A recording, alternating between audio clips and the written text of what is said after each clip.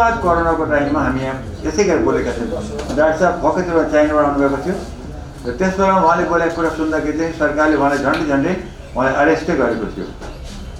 त्यसैले अब अहिले तपाईँलाई म एक दुईवटा कुरा भन्न चाहन्छु जो चाहिँ एकदम महत्त्वपूर्ण छ। पहिला कुरा यो हामीलाई आज जनतालाई त्यति चासो केमा हुन पर्दैन भनेदेखि डाक्टरले साइन्टिफिकली एकदम डिटेलमा दिइसक्नु भएको छ, तर आम नागरिकलाई के चाहिएमा त्यति ध्यान दिन पर्दैन। यो कस्तो खालको भाइरस भन्न पर्दैन, ओमिक्रोन होस् कि डेल्टा क्रोन होस्, किनभने त्यो भाइरस त भाइरस हो, सार्स त्यो कोरोना भाइरस हो, त्यसले मान्छे मारेको छ। हाम्रो अनुभव 2 वर्षको भइसकेको छ, त्यो हामीसँगै छ। त्यो सेकेन्ड थर्ड फोर्थ वेभ भन्ने कामै छैन, हामीसँग यहाँ छ। हामी लापरवाही गरौँ त्यो बढ्छ, हामी सतर्कता अपनाउँ त्यो हामीले त्यो घट्छ। अब कुनै एउटा भ्रष्टाचारी छ भनौँ, एउटा भ्रष्टाचारी छ, त्यो भ्रष्टाचारी आज एमाले भएर आउला, भोलि कङ्ग्रेस भएर आउला, पर्सि माओवादी भएर आउला। भ्रष्टाचारी त भ्रष्टाचारी हो, उसलाई त भ्रष्टाचारकै हिसाबले हामीले काम गर्ने हो भनेदेखि जुनसुकै रूप लिएर आए पनि त्यो त खतरनाक नै छ। हामीले त्यसलाई खतरनाक हिसाबले नै लिनुपर्छ। त्यसैले आम नागरिकले यति माथि बुझ्नु थियो नि यो भाइरस हाम्रो वरिपरि अहिले पनि छ, यही कोठामा पनि घुमिराखेको छ। हाम्रो लापरवाही के भएको छ भनेदेखि हामी मास्किङमा आदेश दिन्छौँ, सरकारले अहिले पनि 13 बुँदे आदेश दिएको छ, दूरी भनेर सरकारले आदेश दियो, तर त्यही सरकारले केही हप्ता अगाडि त्यत्रा पोलिटिकल भेलाहरू गरे, त्यहाँ एउटाले पनि रोक्ने हिम्मत गर्यो। बेइमानी यहाँ छ, यस्तो बेइमानी गरेको सरकारले। त्यसमा मैले कति कराएँ, हामी कतिजनाले करायौँ चाहिँ यस्तो भेला गर्न हुँदैन है, आइसक्यो सुनामी आउँदैछ भनेर भन्यो, तर भेला यत्रा भेला गर्दै 3टा मेन पार्टी र चाहिँ नि चौथो राप्रपा सबै दोषी छन्। र मैले भनेको थिएँ जनताको स्वास्थ्यसँग यिनले खेलबाड गरे, मान्छे मर्छन्, केही दिनमै हामीलाई यो थाहा हुन्छ, केही हप्तामै हामीलाई थाहा हुन्छ यो कसरी फैलिन्छ भन्ने थाहा हुन्छ, र मरेको मान्छे फर्काउने जिम्मा त्यो दलका नेताले गर्न सक्छन्, सक्दैनन्। यस्तो बेइमानी हो। हामीले भनेको थियौँ तिम्रो विधानमा भेला गर्नु छ, तिम्रो चाहिँ महाधिवेशन गर्नु छ भने बाबा विधान चेन्ज गर, किन आज हाम्रो शत्रु भनेको चाहिँ नि कोरोना हो। आज कङ्ग्रेसको शत्रु माओवादी या माओवादीको एमाले होइन, हामी सबै नेपाली जनताको शत्रु भनेको कोरोना हो। आज त्यसमा बस्नु पर्यो हामीले। त्यसै तिमीहरू प्लिज दया गरेर चाहिँ नि यसमा चाहिँ सानो गरेर विधान चेन्ज गर, थोरै समयमा छिटो गरेर काम सिद्ध भनेको देख्नुभयो। आफ्नो प्रतिष्ठा बढाउन, पार्टीको चाहिँ नि महत्त्व बढाउन यिनीहरूले चाहिँ नि गर्नुसम्म नचाहिने काम गरेका हुन्। गर्नुसम्म योभन्दा तल जनताको स्वास्थ्यलाई कोही गिर्न सक्दैन, यतिसम्म बेइमानी भएको छ हाम्रो नेतागणहरूले हामी जनतामाथि। त्यसैले एकातिर यो गरेर फैलाउनेमा यिनीहरूले मद्दत गरे, अर्कोतिर ती जनता ती नेताहरू ती पार्टीहरूले एउटाको पनि प्रतिवेदनमा कोरोनासँग लड्नुको लागि सरकारले तत्काल 85% भ्याक्सिन देऊ, तत्काल बच्चाहरू सबैलाई भ्याक्सिन देऊ, कहीँ भने तपाईँले सुन्नुभयो? कुनै पनि 1 2 3 4 5 बुँदामा तपाईँले कतै पनि देख्नुभयो कुनै पनि पार्टीको? Not one. एउटाले पनि त्यो गरेर हेर्नुहोस् त। आफूहरू फैलाउनुमा चाहिँ लाग्ने, तर बचाउनुमा चाहिँ नि कसरी बोल्दैन। अनि त्यसको नतिजा के भइदियो? भोलि बच्चाहरूलाई भोलिदेखि हामीले नि सबै बच्चाहरूले यति बच्चाले चाहिँ भ्याक्सिन दियो भनेको भोलिबाट के आउँछ है सिरिन्ज नभएर चाहिँ हामी दिन सक्दैनौँ। हेर्नुहोस् त कति यो मुलुक हो। भुटान जस्तो मुलुक हामीमा धेरै तल्लो स्तरको छ, उसले उसको पुरा पपुलेसनलाई 2टा भ्याक्सिन दिइसक्यो, अब तेस्रोमा जान्छ। तर हामी यहाँ त्यो गरेर हामी त्यति पनि हामीले गर्न लागेका भएनौँ। अहिले हाम्रो यहाँ 35-38% को कति छ, हाराहारीमा 40-45%मा हामीले 2जना दिएका छौँ। अहिले पनि तत्काल सरकारले अब 13 बुँदे निकाल्यो, त्यो निकाल्नु पर्दैन, तिमी भ्याक्सिन देऊ। र तिमी जुन कार्यान्वयन गर्नै सक्दैनौ, तिमी भन्छौ 25 जना भन्दा बढ्दा भेला नगर, त्यत्रो भेला चाहिँ तिमी रोक्न सकेनौ सरकार। आज तिमी चाहिँ जनताले चाहिँ 25 जनाभन्दा बढ्दा नबस्छ भने त्यो पनि तिमी लागू गर्न सक्दैनौ। त्यो लागू गर्न नसक्ने कुरा किन बोल्नु? हो यो 2 वर्ष यता त्यसमा चाहिँ हरेकलाई मास्क छ कि छैन नलागाउनुहोस्, मास्क लगाउनुहोस्, दूरी मेन्टेन गर्नुहोस् भनेर यो शिक्षा कन्स्टेन्टली दिएको हुन्थ्यो। अब आज म यहाँ बसिरहेका छु, त्यहाँ 4जना केटाहरू देखेँ मैले, सुटेरबुटे केटा चाहिँ कलेजका सायद क्लास 11 का हुन्। 4जनामा 3जना मास्क छैन, एउटाको मास्क छ। यस्तो खालको शिक्षा हामीले दिइराखेका छौँ। अनि के त्यो पढाइ लेखाइ 11 क्लासकाले त्यसो गर्छ भनेदेखि अनि आम नागरिकलाई त्यो ठेला गाडालाई त्यो बस चलाउनलाई त्यो चाहिँ नि त्यो भारी बोक्नेमा कसरी भन्नु नि तपाईँ लाउनुहोस् भने नेताहरू देखिहाल्नु हो। हरेक नेताले बोल्दाखेरि मास्क छैन आजकल। यो बन्द कोठामा तपाईँ भेला गर्नुहुन्छ। यदि अहिलेको बेला पनि नर्मली पहिलेमा मास्क झिक्थे, खुला ठाउँ भावेमा मास्क झिक्थे, तर बन्द कोठामा हुने बित्तिकै यति माथि भेला छ भने मैले मास्क झिक्नु मिल्दैन मलाई, किनभनेदेखि त्यसले मलाई सङ्क्रमण गर्न सक्छ। मलाई सङ्क्रमण गरे मतलब मेरो परिवारलाई सङ्क्रमण गर्छ, परिवारलाई गरे भनेदेखि समाजलाई गर्छ, समाजलाई गरेपछि पारा सहरलाई गर्छ, अनि पुरा देशलाई गर्छ। हामी अहिले कोरोनाबाट आफू मात्रै बस्ने होइन, म बच्यो भने अरूलाई मैले बचाउनु पर्छ। अहिले त हामी कस्तो लापरवाही र कस्तो मनपरी तन्त्रमा हामी गएका छौँ भनेदेखि यो कोरोनाको लागि त कोही पनि सिरियस भएको छैन। डाक्टरले भन्नुभयो नि कोही मऱ्यो भनेदेखि परिवारमा हामी सबै सतर्क एकदम सिरियस हुन्छ, नमरिन्छ मलाई केही हुँदैन भन्ने आएर परिराखेको छ। त्यसैले हाम्रो यहाँ अहिलेको लागि चाहिँ भ्याक्सिन तत्काल सरकारले पैसा छ, सरकारसँग यत्र त भ्रष्टाचारको लागि पैसा छ भनेदेखि भ्याक्सिनलाई पैसा हुन पर्यो, ल्याउनु पर्यो। 1 महिनाभित्रमा त्यो जति हामीले अहिले भ्याक्सिन दिन सक्छौँ, जति भ्याक्सिन दिन सक्छौँ, जुनसुकै भेरिएन्ट आओस्, जति हामीले बढ्ता हाम्रो सङ्क्रमण रेट कम हुन्छ। जति हामी नदिउँ हाम्रो सङ्क्रमण रेट बढ्छ। र अहिलेको जुन ओमिक्रोन आएको छ त्यो असाध्यै भयङ्कर फैलिने हो, कडाइ त्यसमा कम छ। तर 1 लाखमा यसरी फैलिदियो भनेदेखि त अनि त्यो हस्पिटलले त्यो अङ्कलाई धान्न सक्दैन। पर्सेन्टेज वाइज कम होला तर सङ्ख्या वाइज त्यो धेरै रोगी हुन्छन्, हस्पिटलले धान्न सक्दैन। पहिलेभन्दा हामी केही हदसम्म हामी बेटर छौँ, किनभने अक्सिजन प्लान्टहरू ठाउँ ठाउँमा छन्। अब हामीलाई अलिकति शिक्षा पनि भएको छ, हामीलाई अनुभव पनि भइसकेको छ। त्यही पनि सरकारले गर्न पर्ने काम खास गरिकन भ्याक्सिन बच्चाहरूलाई अहिले त विदेशमा त 5 वर्षको बच्चालाई दिन सकिसके। हाम्रो यहाँ त अहिलेसम्म स्कुलमा गएर दिन पर्थ्यो। त यो पनि बताऊ, भ्याक्सिन कतिपय मान्छेले यहाँ 3rd भ्याक्सिन लिइसके, अब यहाँ हामीले चाहिँ 2nd भ्याक्सिन लिइसकेको छ। भ्रष्टाचार यसमा पनि यति व्याप्त छ। अस्तिमा तपाईँ थाहा छ 74 करोडको त्यत्रो भ्रष्टाचार भएको, कसैलाई केही भएन। त्यो 74 करोड भ्रष्टाचार गरेमा कसैलाई के भयो मलाई बताऊ। ललिता निवास छोड्नुहोस्, सुनकाण्ड छोड्नुहोस्, यो ओम्नी काण्ड छोड्नुहोस्, भ्याक्सिन जस्तोमा जनताको यत्रो चाहिँ स्वास्थ्यमा खेलवा गर्दाखेरि 74 करोड घोटाला हुँदाखेरि कसैले के बोल्नु, कसैले के भएन। अनि अहिले पनि म देख्छु कतिपय मान्छेले 3rd बुस्ट लिइसके बुस्ट, तर आम नागरिकलाई चाहिँ 2nd पनि छैन। यतिसम्म भ्रष्टाचार यो मुलुकमा भइरहेको छ भ्याक्सिनको सम्बन्धमा। र त्यहाँ सरकारले त्यहाँ ध्यान दियोस् न। तेरो बुद्धि बोलेर के फाइदा, हाम्रो के फाइदा छैन। त्यसैले हामी जनता, अब हेर्नु हामी जनताको लागि प्लिज यो चाहिँ नि एकदम काम छ।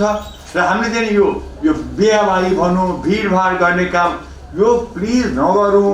देखिहाल्नु अब त बल्ल नेताहरूलाई पनि छुट्न थालेछ।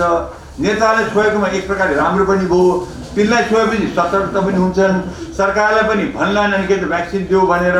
तर मुख्य कुरा यिनीहरूलाई छोएको त यिनीहरूको मन परितन्त्र गरे हो, जसले गर्दाखेरि उनलाई त छोयो, उनले त सबै पाउलान्। नेतागण जो अहिले आइसोलेसनमा बसेका छन् उनलाई त सबै पाउलान्, उनलाई के पाउँदैन होला। तर त्यो उनले गरेको भेलाबाट जुन अरू आम नागरिकलाई प्रबल हुन्छ, रोग लाग्छ, तिनलाई कसले गर्छ त? त्यति बुझ्नु पर्दैन। त्यसैले मन परी नगरौँ र बच्चालाई अब तत्काल स्कुलमा गएर सबैलाई भ्याक्सिनेसन दिनुपर्छ। भ्याक्सिन नदिकन हुँदैन। त प्रभाव कुन काम हुन्छ? ल अब म गाउन थाल्नु क्या हो को हाम्रो हातको हतियार दूरी, हामी आफ्नो हातको हतियार हो, यो हामी गर्न सक्छौँ। जलनीति हामी गर्न सक्छौँ, यो हाम्रो हातको हतियार हो। र एउटा कुरा तपाईँ भनौँ, यो हाम्रो जडीबुटी हो र जडीबुटी खाने खुब चल्न लाग्यो पहिले। तर नेपालमा पनि हाम्रो कम्पनीहरूले राम्रो चाहिँ नि जडीबुटीहरू चाहिँ नि औषधि बनाएका छन्। त्यो पनि प्रयोग गर्नुहुन्छ, त्यसले इम्युन सिस्टम बढाउँछ, मेरो भाइरससँग लड्ने क्षमता बढाउँछ, त्यो पनि राम्रो कुरा। किन हामीसँग यो कुनै पनि भाइरसको औषधि छैन, कुनै पनि भाइरसको औषधि छैन। भ्याक्सिन छ तर भ्याक्सिन ग्यारेन्टी छैन, भ्याक्सिनको त्यति इफेक्टिभ दर रेट पनि छैन, तर जतिलाई दिन सक्यो हामी त्यति नै प्रोटेक्ट हुन्छ। जे छ त्यहीबाट हामीले गर्ने हो, जे छ त्यहीबाट गर्ने हो, जे छैन त्यो छैन भने रुनेको कुरा छैन। भ्याक्सिन जे छ त्यही लगाउँ अनि अगाडि बढौँ, अरू उपाय छैन। सुन्नु यहाँ सरकारले माने कार्यान्वयन गरोस्, खालि अर्डर दिएर चाहिँ हुँदैन, कार्यान्वयन गर्न सक्दैन भनेदेखि अर्डर दिने काम छैन। Thank you.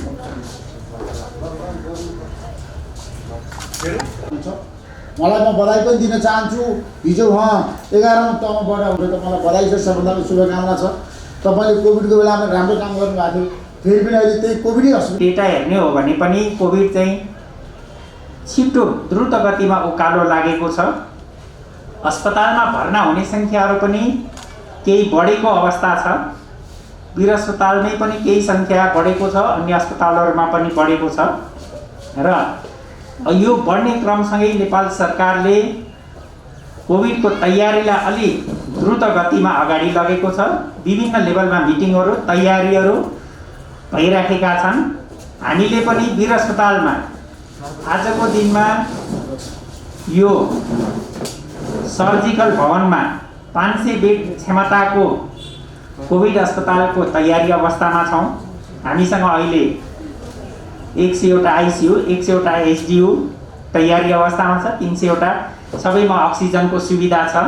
हामीसँग 2टा अक्सिजन प्लान्ट छ। सबै अस्पतालहरूले यस किसिमको तयारी गरिरहेका छ। अब अहिले नन कोभिड बिरामीको पनि अस्पतालहरूलाई चाप त्यति नै छ।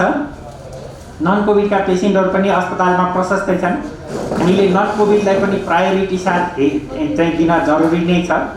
र कोभिडको तयारीका लागि विभिन्न चरणमा मिटिङहरू भएर कोभिड तयारी चाहिँ अगाडि बढेको अवस्था छ। र हामीले आज बुझ्नुपर्ने कुरा के छ भने कोभिड द्रुत गतिमा फैलिएको छ। हामीले जनस्वास्थ्यका मापदण्डहरू पूर्ण रूपमा पालना गर्नुपर्छ। जनस्वास्थ्यको मापदण्ड पूर्ण रूपले पालना गर्नु नै योबाट बच्ने अचूक उपाय हो। सामाजिक दूरी हामीले कायम गर्नुपर्छ। हामीले मास्क, सेनिटाइजर, हात धुने प्रयोग चाहिँ गर्नुपर्छ। र अर्को इम्पोर्टेन्ट कुरा, गभर्मेन्टले भ्याक्सिनेसन ड्राइभलाई अत्यन्त द्रुत गतिमा लगाएको छ। र भ्याक्सिनलाई अगाडि बढाउने, जनस्वास्थ्यका मापदण्डहरू पूर्ण पालना गर्ने र बिरामी भएर अस्पताल आए भने तिनीहरूलाई उपचार गर्न सक्ने गरी अस्पतालको तयारी गर्ने नै हाम्रा प्रमुख प्राथमिकता हुन् आजको दिनका लागि।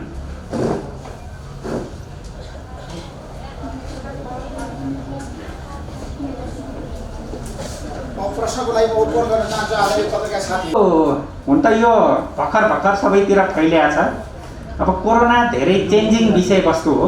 यसको धेरैवटा भेरिएन्टहरू आइराखेको, चेन्जिङ भइरहेकोमा कति हिजो गरेको रिसर्च आजको लागि फिजिबल नहुन सक्छ, आज भएको भोलिको लागि नहुन सक्छ। तर अहिले देखिएकोमा चाहिँ सर्ने प्रक्रिया पहिले देखिएको अल्फा डेल्टा भन्दा यो अलिक बढी नै छ भन्ने चाहिँ देखिएको छ। त्यसैले ट्रान्समिसन चाहिँ अलिक द्रुत गतिमा भएको छ। त्यो ट्रान्समिसन रोक्ने भनेको चाहिँ हामीले भिडभाड नगर्ने नै हो। भिडभाड नगर्ने, मास्क लगाउने, ठुल्ठुलो सभा सम्मेलन, भोज पार्टी यस्तो नगर्ने नै यसको चाहिँ एकदमै बच्ने उपाय हो। ट्रान्समिसनको चाहिँ यो चाहिँ अहिले अब जुन पहिला चाहिँ पहिलो डोज, दोस्रो डोज ओमिक्रोनको प्रभावमा छौँ। अब टु द पोइन्ट भन्दाखेरिमा ओमिक्रोनको विषयमा चाहिँ मैले अहिलेसम्मको तपाईँको इन्भेस्टिगेटिभ, किनभने एज अ रिसर्च एउटा रिसर्च स्कलरको स्टुडेन्टको नाताले चाहिँ मैले बोल्ने कुराहरू जहिले पनि इभिडेन्स बेसमा, डेटा बेसमा र अहिलेसम्म भएको इन्टरनेसनल सिनारियो के हो त्यो कुरा भन्न चाहन्छु।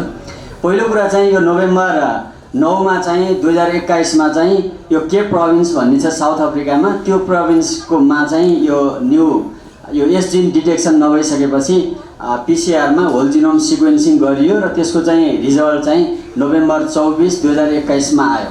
र यसलाई चाहिँ त्यतिखेर चाहिँ उनीहरूले चाहिँ B.1.1.529 भेरिएन्ट भनेर भनेको थियो। त्यसपछि चाहिँ यसलाई WHO ले चाहिँ नोभेम्बर 26, 2021 चाहिँ ओमिक्रोन अरबिक भाषामा यसको नामाकरण गर्यो। यो ओमिक्रोन भाइरस चाहिँ SARS-CoV-2 नयाँ प्रजातिकै यो चाहिँ म्युटेट एउटा रूप हो, उत्परिवर्तन भएको नयाँ रूप हो र यसको चाहिँ 60वटा चाहिँ ठाउँमा चाहिँ म्युटेसन भएको छ। 60 म्युटेसन भएको छ भने 60 म्युटेसनलाई हामीले चाहिँ आज भाइरोलोजी या इन्फेक्सियसको हिसाबले चाहिँ यसलाई डिभाइडेड इन्टु 3 पार्ट्स। पहिलो चाहिँ फर्स्ट पार्ट चाहिँ 50वटा म्युटेसनलाई चाहिँ नन साइनोनाइमस सब्स्टिट्युसन भनेर भन्छौँ। यो चाहिँ एमिनो एसिड तपाईँको अल्टर सिक्वेन्स गरेर देखाउँछ। त्यसै गरी 8वटा चाहिँ नन साइनोनिमस सब्स्टिट्युसन यसको भएको छ भने 2टा चाहिँ नन कोडिङ जिन, त्यसरी चाहिँ 60वटा। अब यसको घातक कति भन्दाखेरिमा यस जिन स्पाइक प्रोटिन जो तपाईँले फ्लावर जस्तो देख्नुहुन्छ त्यो बाहिर काँडाहरू भनेको त्यसलाई चाहिँ मेडिकल भाषामा स्पाइक प्रोटिन छन्। त्यो स्पाइक्स चाहिँ भनेको यस जिनहरू चाहिँ 32 ठाउँमा चेन्ज भएको छ। त्यो स्पाइक्सहरू जति बढी ठाउँमा चेन्ज भयो त्यति बढी चाहिँ म्युटेट हुन्छ र त्यति बढी भाइरस घातक हुन्छ भन्ने बुझ्नु होला। डेल्टा चाहिँ हिजो 10वटा ठाउँमा त्यो स्पाइकहरू चेन्ज भएको थियो अनि बाँकी चाहिँ अरू अल्फा बिटा गामा कप्पाको ठाउँमा थियो भने अहिले चाहिँ 32 भनेको 32वटा स्पाइक्समा परिवर्तन सेलमा भित्र छिर्नको लागि महत्त्वपूर्ण रोल खेल्छ। त्यसै गरी यो चाहिँ रिसेप्टर बाइन्डिङ डोमेन भनेर भन्छौँ RBD, त्यसमा पनि तपाईँको परिवर्तन आयो, यसको जिनमा परिवर्तन आयो, स्ट्रक्चरमा परिवर्तन आइसकेपछि अहिले चाहिँ तपाईँको नोभेम्बर 24 देखि आज जनवरी 9 सम्म आउँदाखेरिमा डेल्टा चाहिँ हिजो 90 दिन लागेको थियो तपाईँको संसारको 103वटा देशमा पुग्न भने अहिले चाहिँ तपाईँको यो 1.5 महिना 2 महिना पनि नपुग्दै चाहिँ यो 106वटा भन्दा बढी देशमा यो चाहिँ ओमिक्रोन भेरिएन्ट चाहिँ यो गइसकेको छ र यसलाई अहिले पछिल्लो समय WHO ले 2टा क्याटेगोरीमा राखेको छ, भेरिएन्ट अफ कन्सर्न VOC र भेरिएन्ट अफ इन्ट्रेस्ट VOI भनेको छ यो ओमिक्रोनको चाहिँ नेचरको बारेमा। अब जहाँसम्म यसको कज कारणको बारेमा बुझ्दाखेरिमा जम्मा यसको चाहिँ 8-10वटा मात्रै टु दी पोइन्ट मैले भने, किनभने हामीले ऋषिजीले अघि भनिसक्नु भएको छ कि पोइन्ट बाई बोल्ने भनेर। अब पहिलो चाहिँ इन्फेक्सन भनेको रिइन्फेक्सन हो।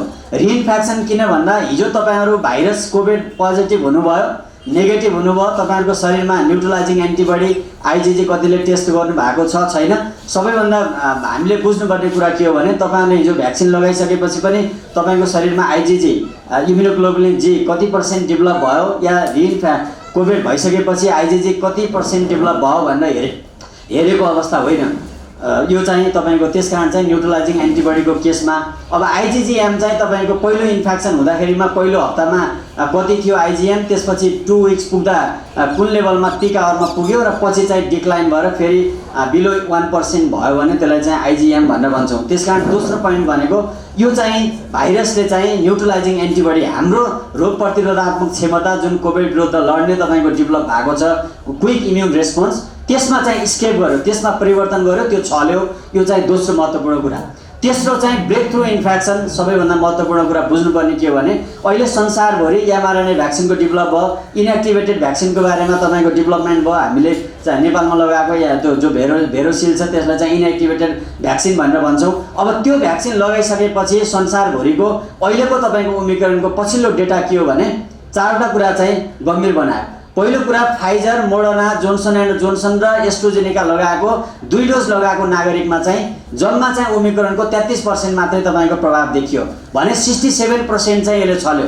न्युट्रलाइजिङ एन्टिबडी देखिएन, एजिन डिटेक्सन पनि भएन भने पहिलो कुरा तपाईँको भ्याक्सिनलाई छल्दो रहेछ। त्यसकारण पनि नेपाल सरकारले हामी जति नागरिकले दोस्रो डोज लगाएका छौँ सबैले तेस्रो डोज जसलाई चाहिँ बुस्टर डोज या प्राइमेरी डोज भनेर भन्छौँ तेस्रो डोज लगाउनु जरुरी छ।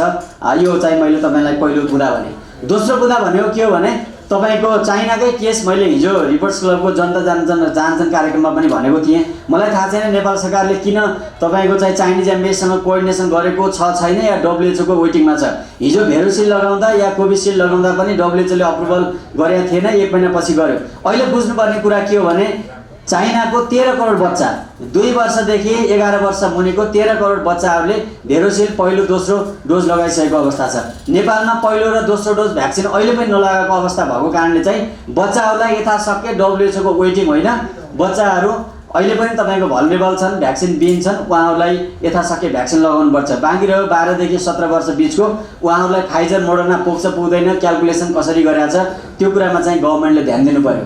अब तपाईँको लास्ट चाहिँ एउटा पोइन्ट भने यो भ्याक्सिन कहिल्यै पनि तपाईँको डिजिजको बारेमा या यस्तो खालको पेन्डेमिकको बारेमा कुरा गर्दाखेरिमा यो कति सङ्क्रामक छ, कति छिटो यो फैलिन्छ र कसरी सङ्क्रमण दर फैलिन्छ भन्ने एउटा महत्त्वपूर्ण विषय हुन्छ। अर्को चाहिँ डिजिज, सिभियरिटी अफ डिजिज र यसले चाहिँ कस्तो खालको रोग, कति सिरियस तपाईँको सङ्क्रामक चाहिँ अवस्था हाम्रो चाहिँ शरीरमा निम्ति आउँछ भन्ने दोस्रो।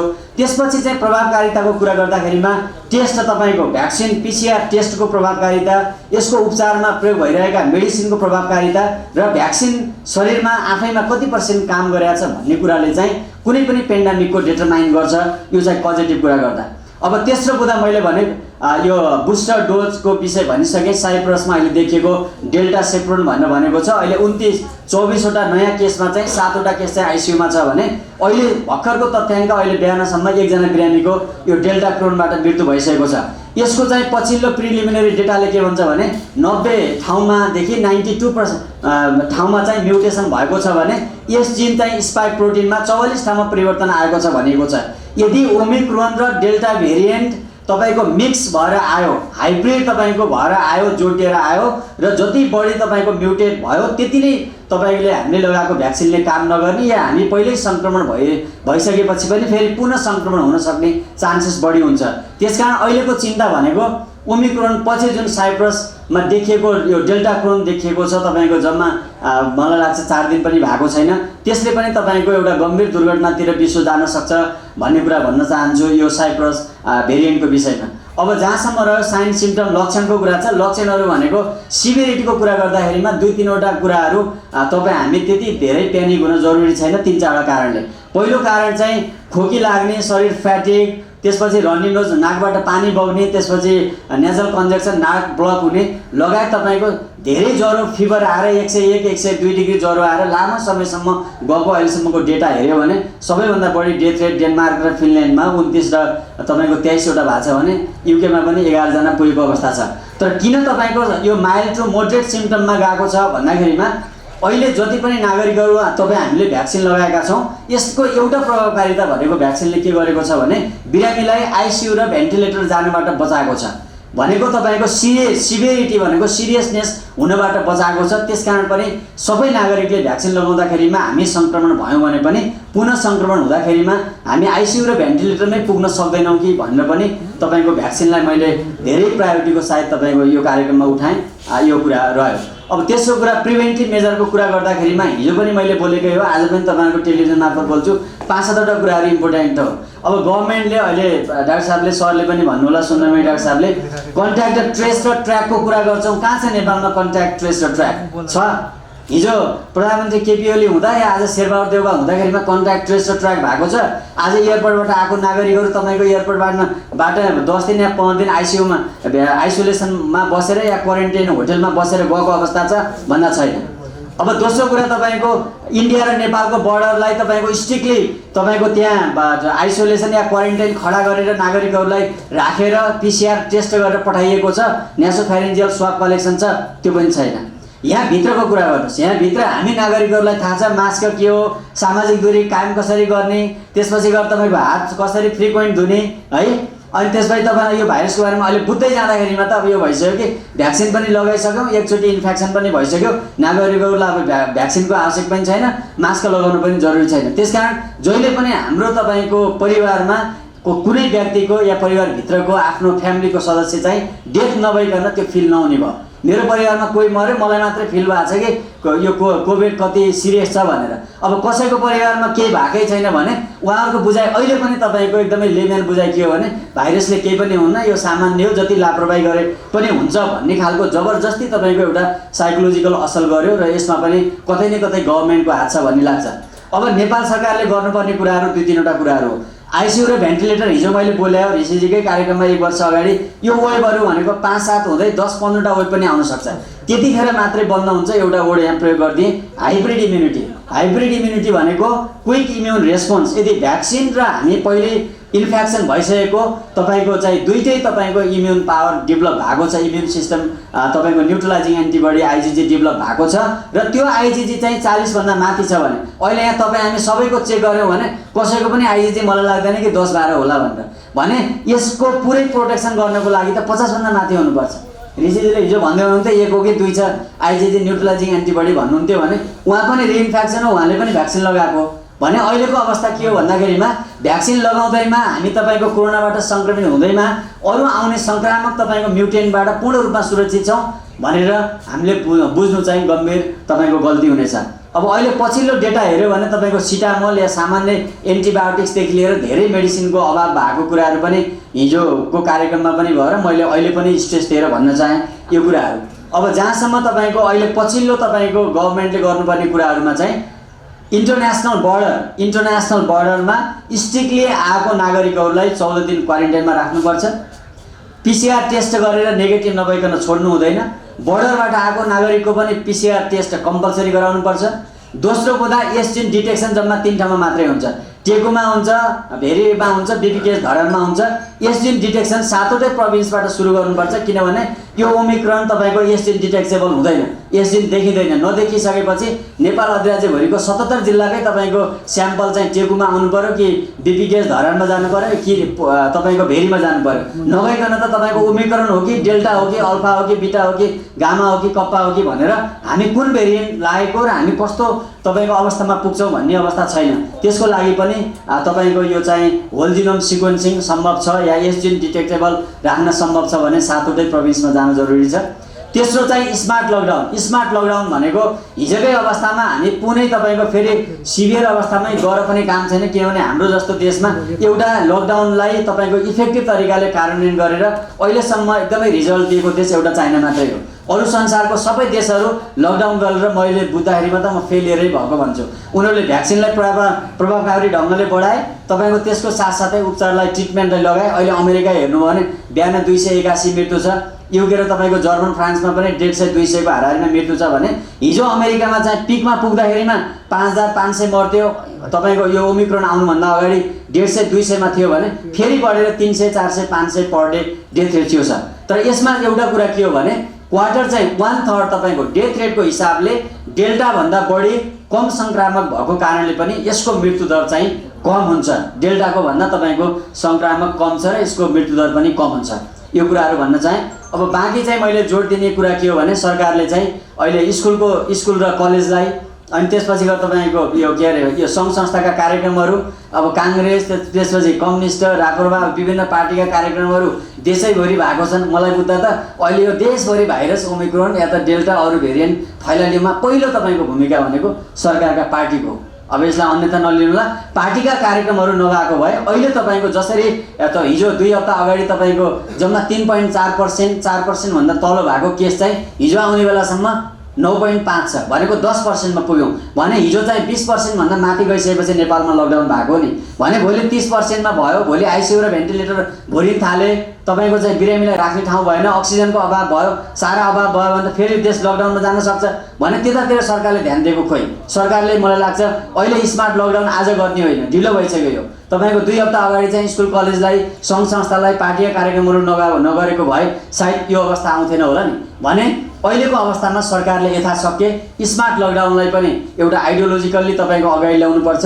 पब्लिकले पनि तपाईँको यो सामाजिक दूरी या त स्वास्थ्यका मापदण्डको विषयमा सबै थाहा छ, यथाशक्य नागरिकहरूले पनि अवलम्बन गर्नुपर्छ भन्ने म यति नै भनेर चाहन्छु। धन्यवाद।